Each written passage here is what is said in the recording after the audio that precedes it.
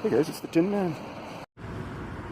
It can take years to get clarification on some of your sighting information where you want to know more information. So I'll be quick here. I had clarification that somebody was hidden up behind that old hotel that we're looking at in the corner there in Mission, BC here. And maybe using an actual air horn from a train.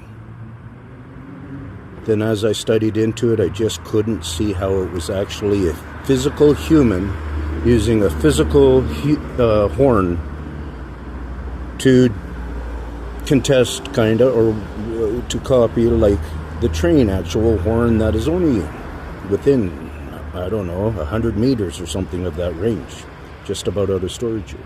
Anyway, so the clarification I just had just coming down here was an ambulance that I thought it was a fire truck sound.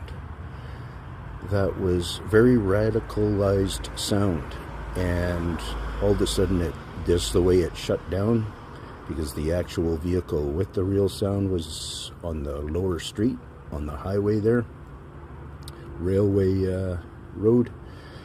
That is all part of kind of the highway number 7 here in Mission, British Columbia. So this is a record for myself. I want to start doing more records.